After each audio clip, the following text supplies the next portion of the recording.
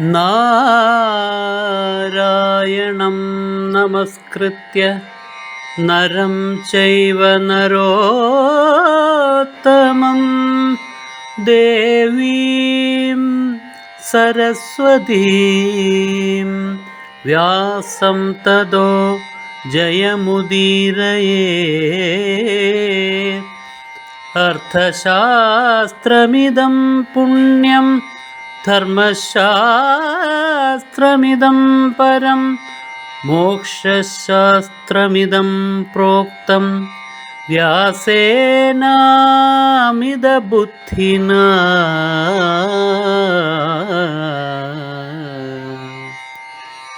ശൂരസേനൻ കുന്തിഭോജനോട് പറഞ്ഞിരുന്നു, എനിക്കൊരു കുഞ്ഞുണ്ടായിക്കഴിഞ്ഞാൽ അത് ആൺകുഞ്ഞായാലും പെൺകുഞ്ഞായാലും ഞാൻ നിനക്ക് തരാമെന്ന്, നിന്റെ സന്താനമായി തരാമെന്ന്.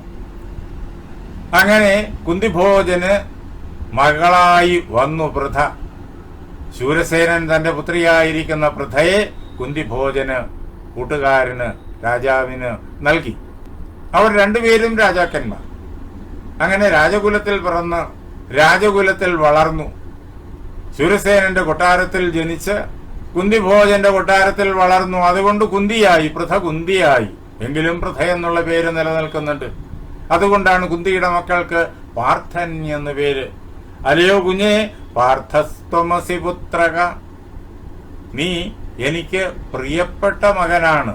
അതാണ് ആ കപ്രത്യയം പുത്രശബ്ദത്തോട് ചേർത്തിരിക്കുന്നതിന്റെ സാങ്കത്യം. കൊച്ചു കുഞ്ഞാണിപ്പോഴും ആ അമ്മയുടെ കണ്ണിൽ, ആ അമ്മയുടെ മനസ്സിൽ. അതും ആ കപ്രത്യയം കൊണ്ട് അർത്ഥമാക്കിയിരിക്കുന്നു. നീ പാർത്ഥനാണ്, പൃഥയുടെ മകനാണ്. ആ ഒരു വസ്തുത നീ മനസ്സിൽ നിരന്തരം ഓർക്കണം. ആരാ നിന്റെ പിതാവെന്നറിയോ? എന്റെ മാതാവ് കുന്തി, പൃഥ.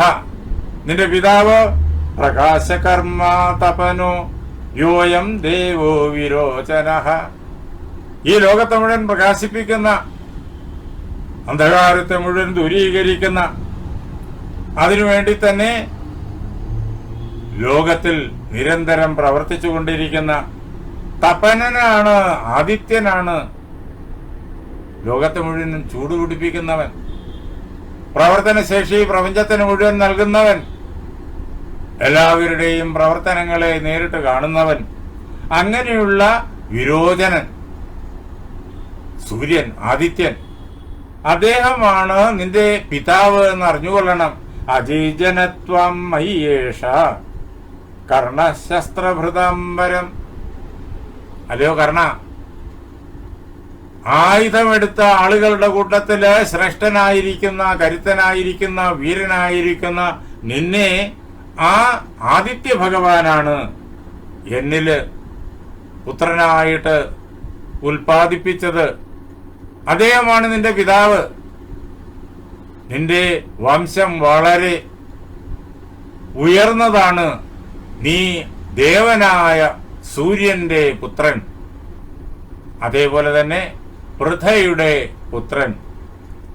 ഈ വസ്തുത നീ മറന്നിട്ട് നീ ഒരിക്കലും രാധേയനെന്നും ആധിരഥിയെന്നും സ്വയം ചിന്തിച്ച് നടക്കരുത്.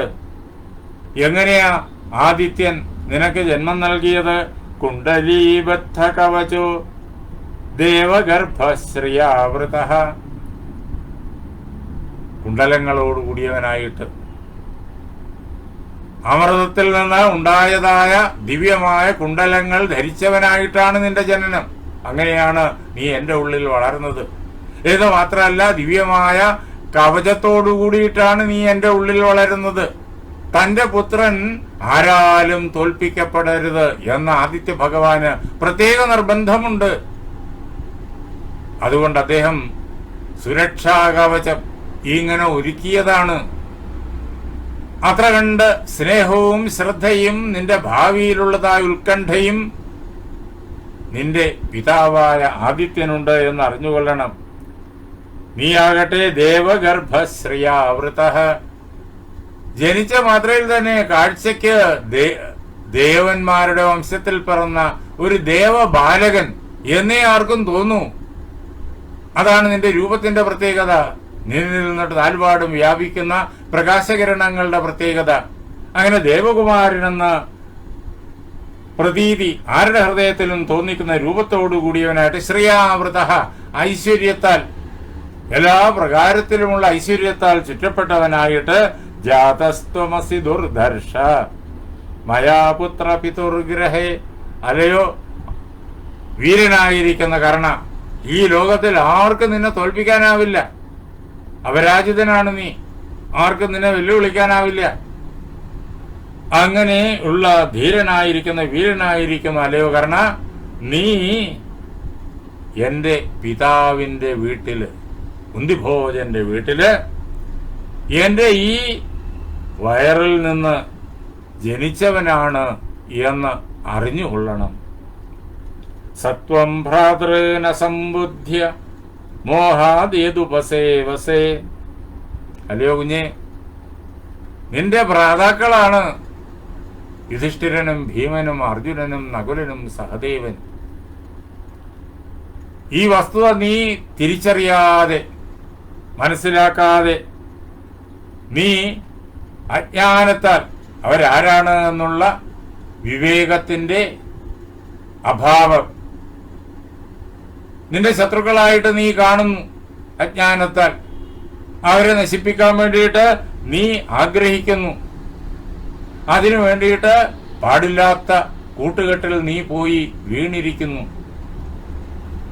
അർജുനനെ വെല്ലുവിളിച്ചുകൊണ്ട് അരുതാത്ത സ്ഥാനത്ത് ആ ആയുധ അഭ്യാസ കാഴ്ച രംഗത്ത് ദ്രോണന്റെ ശിഷ്യന്മാരായ രാജകുമാരന്മാരുടെ അഭ്യാസ കാഴ്ച രംഗത്ത് കയറി വന്നത് തൊട്ട് പാണ്ഡവന്മാരോടുള്ള വിരോധം, അർജുനൻ കേമനായതിൽ ഉള്ളതായ വിരോധം കർണന്റെ ഹൃദയത്തിൽ വളരുന്നു. അത് എമ്പാടും എപ്പോഴും ഏതവസരത്തിലും അത് പ്രതിധ്വനിക്കുന്നു, പ്രകാശിക്കുന്നു.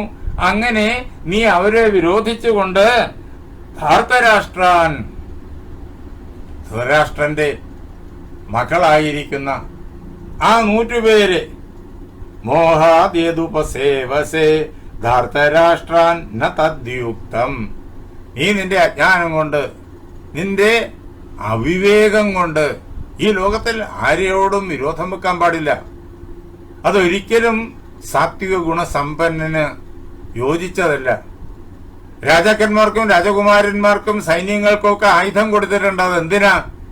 മറ്റുള്ളവരെ ആക്രമിക്കാനും മറ്റുള്ളവരെ ഉപദ്രവിക്കാനുമല്ല.